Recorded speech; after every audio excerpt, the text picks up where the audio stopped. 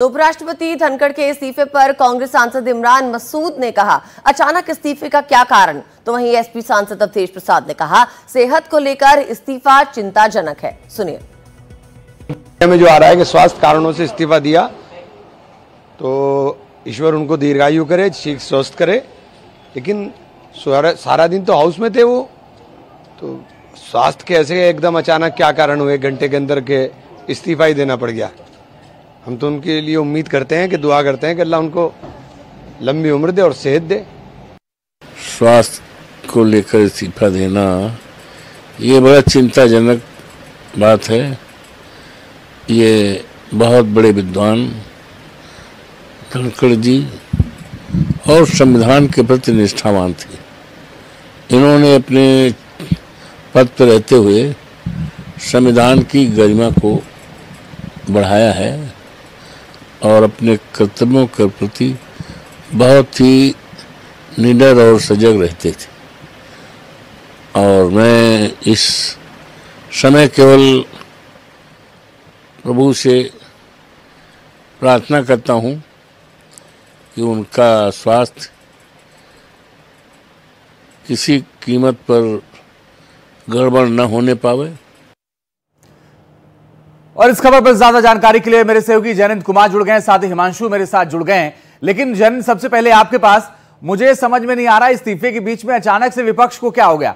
अचानक से विपक्ष को जगदीप धनखड़ इतने प्रिय क्यों लगने लगे? वो तो महाभियोग तक की तैयारी कर रहे थे पिछले सत्र में उनको हटाने के लिए।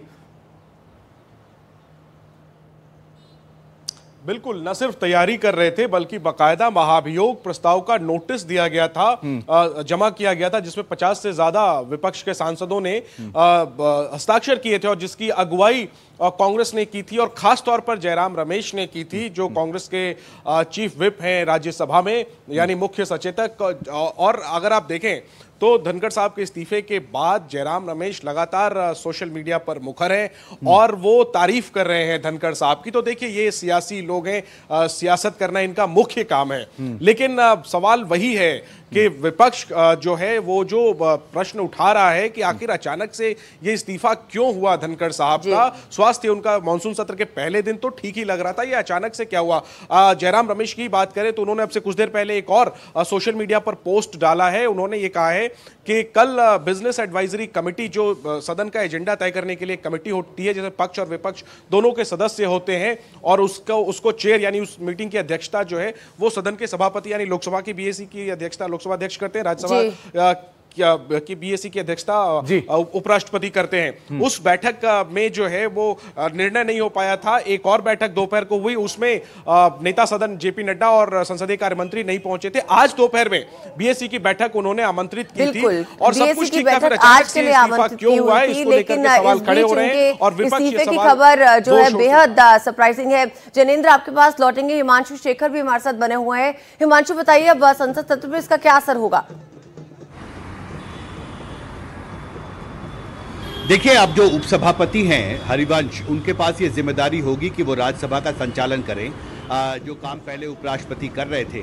और इससे पहले भी हमने देखा है कि जब भी उपराष्ट्रपति अनुपस्थित रहते थे तो हरिवंश को वो जिम्मेदारी दी जाती थी।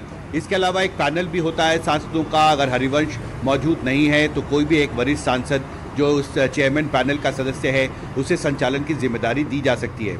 लेकिन सबसे बड़ा सवाल यह है, जो लगातार सवाल कई सांसदों ने पूछा है, कि एक महत्वपूर्ण संवैधानिक पद पर थे जगदीप धनखड़, उपराष्ट्रपति थे भारत के, और ऐसे में उनका अचानक इस्तीफा देना, उन्हें ये स्पष्टीकरण भी देना चाहिए कि किस परिस्थिति में उन्होंने अपना इस्तीफा दिया है। फिलहाल अब ये उम्मीद करनी चाहिए कि संविधान में 67A, जिसका जिक्र अपने रेजिग्नेशन लेटर में खुद जगदीप धनखड़ ने किया है, जिसमें उनके पास ये अधिकार है कि वो लिखित में अपना जो इस्तीफा है वो राष्ट्रपति को भेज सकते हैं, कि अब कितनी जल्दी चुनाव आयोग जो है वो नए उपराष्ट्रपति के चुनाव के लिए जो नोटिफिकेशन है वो जारी करता है।